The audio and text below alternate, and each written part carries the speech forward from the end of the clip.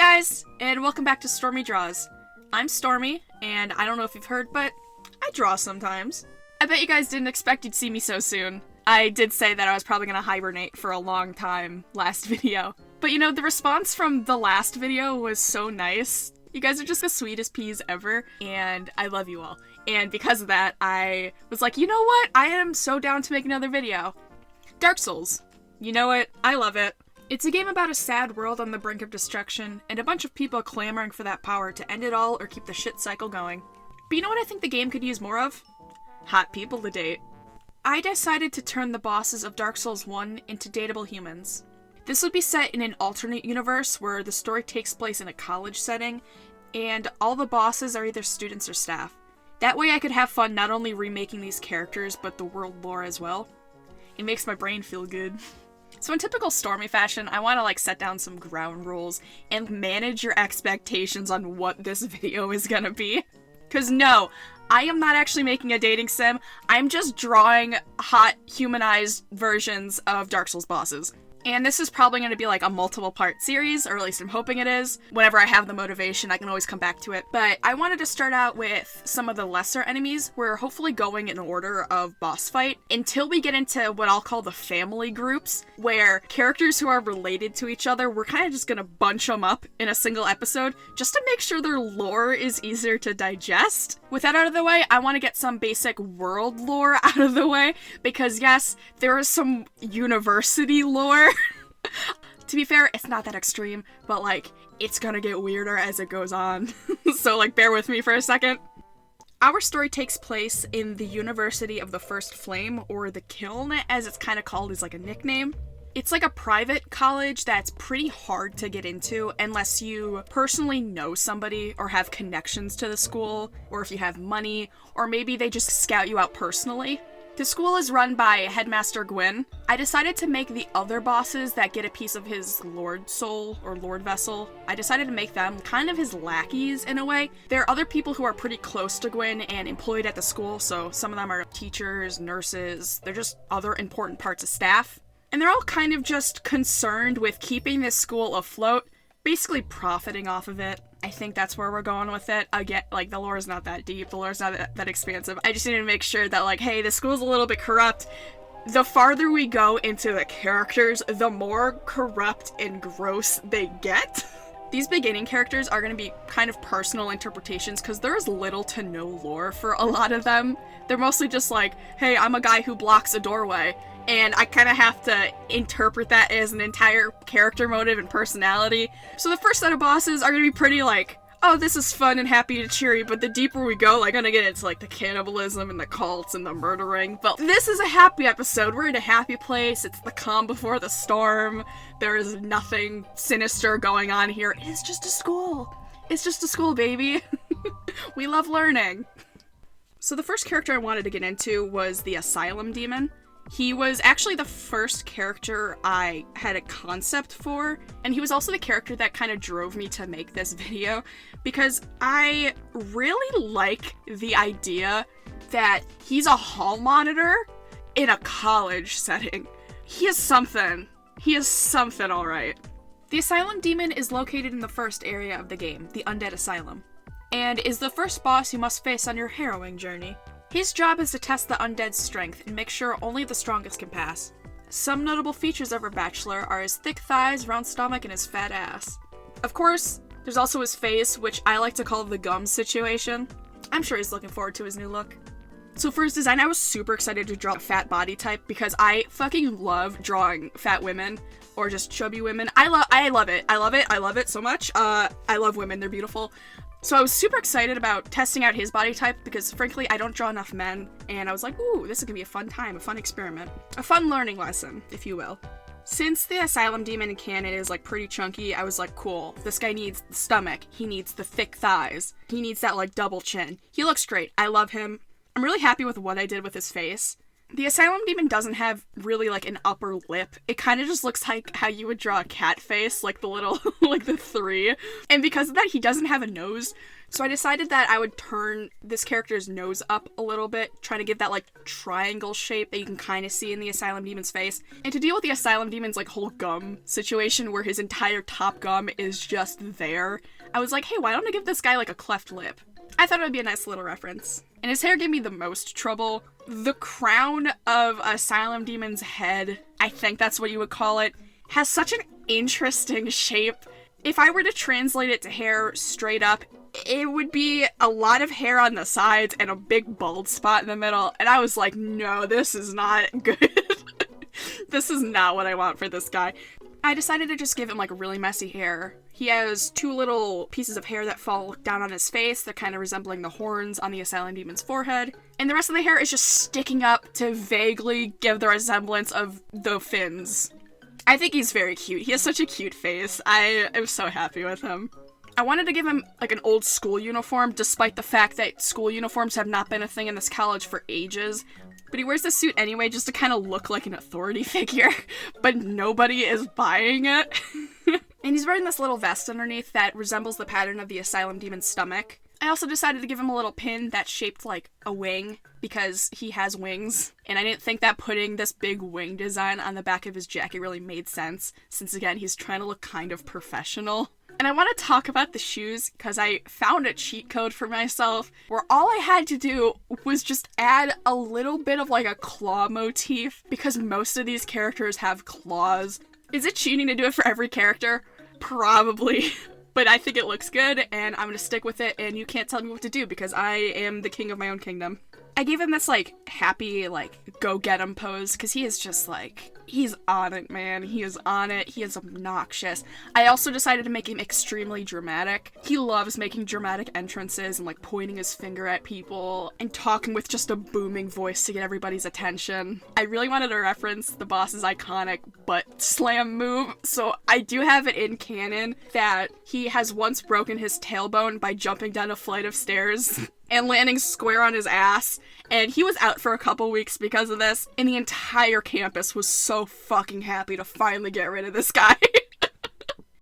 Introducing our first bachelor, Aspen, Ace, Liam, Damon.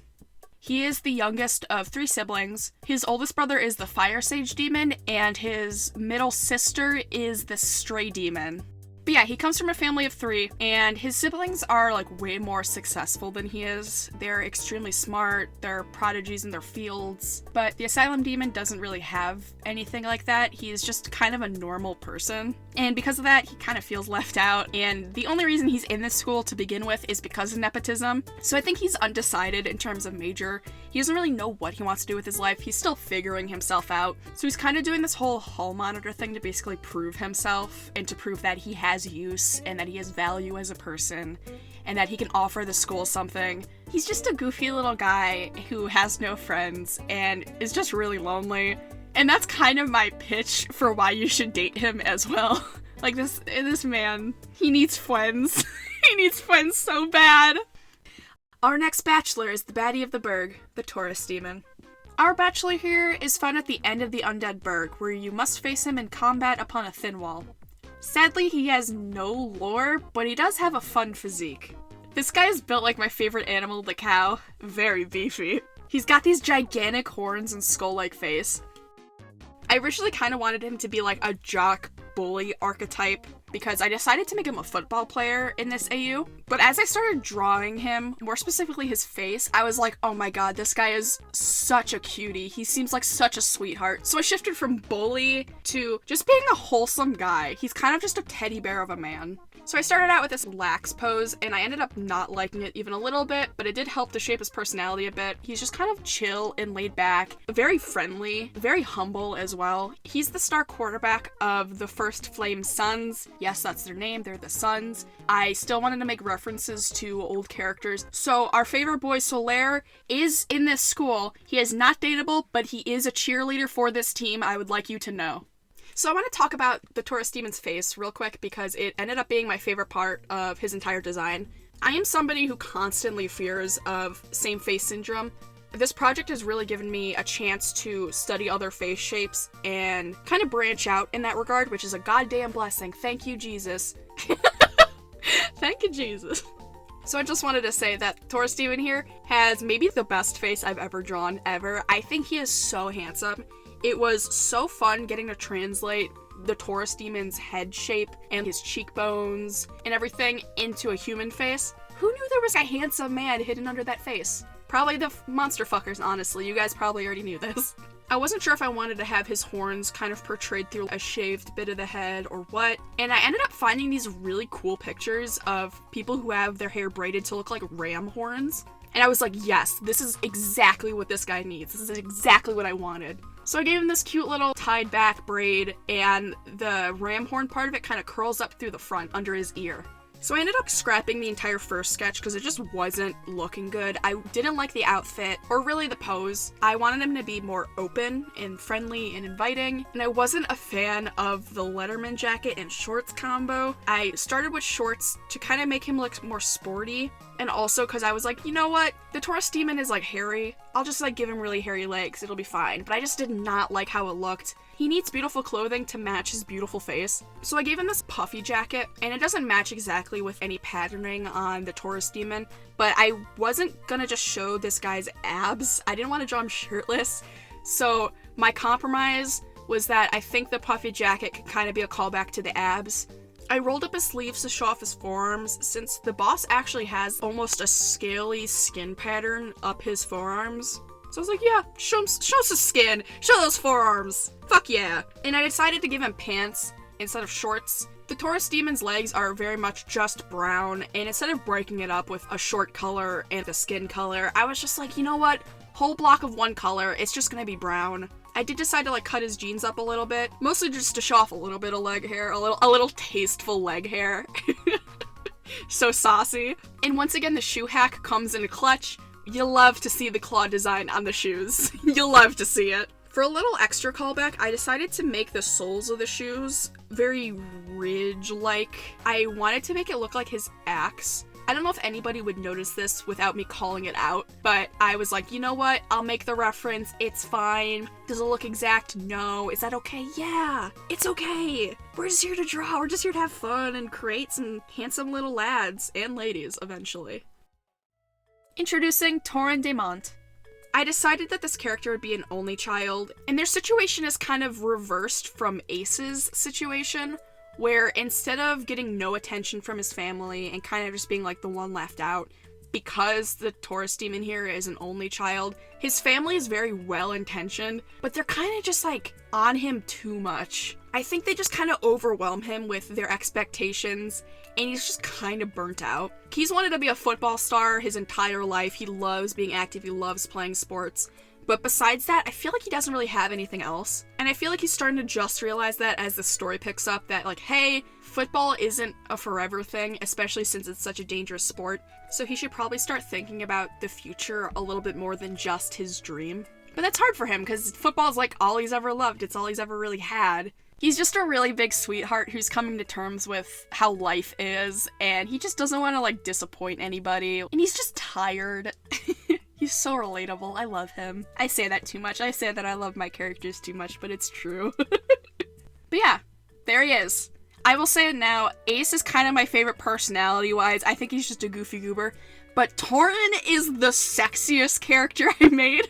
I normally don't pat myself on the back this much, but I think I fucking nailed it. I think he looks so good, and I would 100% romance him. He's just, God, look at those eyes, and look at that charming smile. Finally, we have the 2-for-1 combo, the Bell Gargoyles. These two have the very important job of guarding the first Bell of Awakening, which is needed to make it into Sense Fortress. Unless you do this camera glitch. Our first gargoyle is a magnificent creature adorned in green armor. His body is lanky with broad shoulders. He wears this beautiful helmet that is covered in these really interesting patterns. I look forward to using them on the character. And I am just gonna come out and say it. The fact that the second gargoyle doesn't have any pictures on Google is the most infuriating thing. I had to start a new Dark Souls save file and play up to the gargoyle fight just to get pictures of the second gargoyle. And I can't tell if people just don't realize that they're two completely different models. I looked up a lot of fan art for the gargoyles as well, and most people just draw them the exact same, but they are not the same. The second gargoyle is slightly shorter and has a lot less armor than the first. It also has a broken wing and no tail, and the only two pieces of fan art I could find as any sort of reference for the second gargoyle was 1, somebody drew them as anime girls, and 2, straight up porn. So I kind of had to use those as reference for a while before I went back and actually took pictures for myself, but like, Jesus Christ. Of course it's gonna be the porn artist who like puts in the most work and actually like goes and seeks out a reference for the second gargoyle. It's fucking hilarious. I decided to make them twins. A little Hikaru and Karu action. No, I'm just kidding. We're not going there. We're not going there. No. So the one on the left is meant to represent the first gargoyle. I decided that I wanted him to be the reckless one. You know, very brash, very forward. Doesn't really think about things before he does it. He just likes jumping into action. I feel like it fits because the first gargoyle does just kind of attack you once you step foot on that roof. So in turn, I decided that the right character would be more, I'll say, cold and calculated. Since in canon, he fights from afar and is usually just kind of relegated to blasting fireballs at the character, I decided that because he was more magically inclined, that would mean he was smarter? So I gave the left guy this like confident pose, you know, he's chilling, he's vibing, while the right guy is just kind of sternly standing there. He is not really down for this shit. So for Lefty, I knew what I wanted to do with his face pretty early on. I very much wanted to translate the gargoyle's helmet into jewelry or facial piercings. He has this weird piercing that I don't know if it exists, but it's an over-the-nose chain.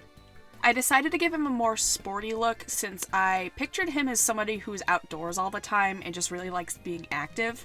I gave him that slutty, sleeveless hoodie that, honestly, it's such a fucking look, man. It's such a look. It's hot, shows off the arms, shows off a little tummy, too.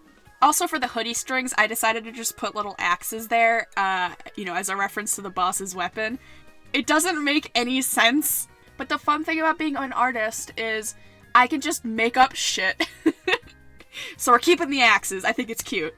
Then I decided to pair it up with these capri jogger things. I wanted to show off some legs. He also has knee pads, which is why I covered the knees a little bit. The legs can mostly be bare. And of course, the classic sneaker trick, the classic shoe trick. Those are claws, baby. There's a vague claw motif. Hell yeah. So for his hair, I really wanted it to look like the gargoyle's helmet. The helmet has patterns on it that are kind of curly and almost leaf-like, and I decided I wanted to try to make my character's hair look like that. And it took a lot of tries.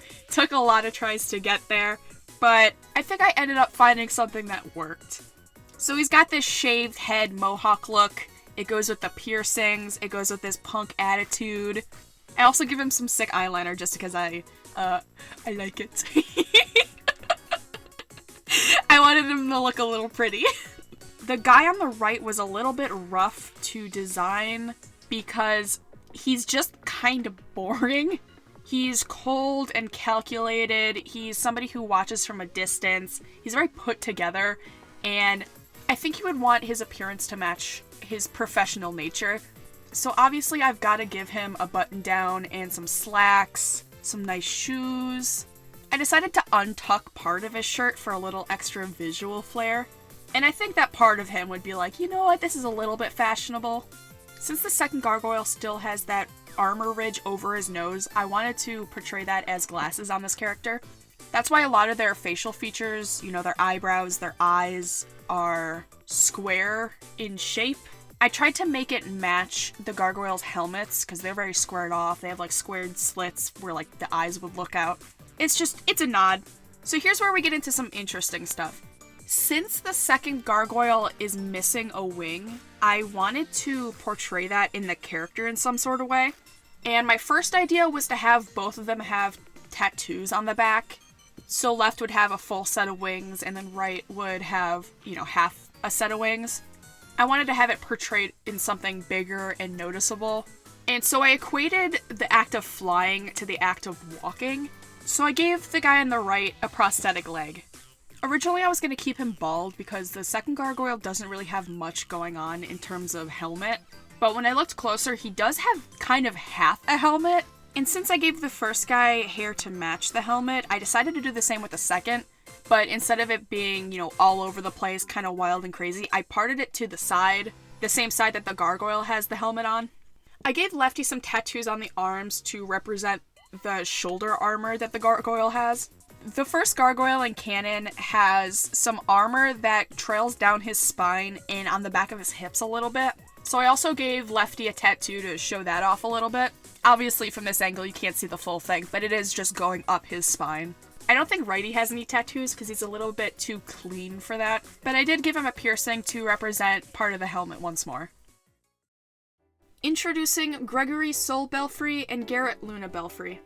So these goobers come from a long line of architects and metalworkers. Their ancestors actually built a lot of the school, including one of its central landmarks, which happens to be the bell tower. They're both full of pride when it comes to their family and their lineage, so they both decided to follow in the footsteps of their ancestors. The one on the left is a metalworker. He is currently in school for welding, but prefers keeping his head in the clouds and he usually does like artsy metalwork on the side. The right guy is studying architecture, and he loves all the math that goes into it, but he usually lacks some of the creativity to make the designs pop. I think these two would eventually continue the family business and work together, so I wanted them to balance each other out in that way, so we could get both creativity and discipline. And in terms of what their hypothetical route would look like in this dating sim, I really love the idea that it would be a mystery. I picture somebody would go and steal the bell from the bell tower, and the twins decide that it's their job to track down whoever stole it and just absolutely beat the shit out of them, because you don't fuck with a piece of their family history. And along the way in this route, you would help them and eventually decide which one to get closer to. And I don't want to spoil anything, not that this is like an actual game, but I really like the idea that Patches is the one behind it, but not this universe's Patches, but just normal Patches. For the uninitiated, Patches is a character in most of the Soulsborne games. He is just this bald bitch. He is a trickster, he steals shit, and in every game he's in, he's not a different character, he is just the same guy who somehow just evades the passage of time. He's just there. In Bloodborne, he's a spider. He's just around, and I really like to think that he's in this dating sim too, just as himself. Boy howdy, those sure were some guys that I drew. Those are the first 3 bosses turned into dateable cuties. Originally, the Capra Demon was also going to be part of this video, but I needed to work on his character a bit more before I felt comfortable talking about him. But yeah, I hope you enjoyed the video. I know it's kind of cringe to say, but any comments are appreciated, and if you feel like subscribing— Babs! Babs, no! Fuck. Anyway, I love you guys, big lots, and I'll see you next time. Goodbye!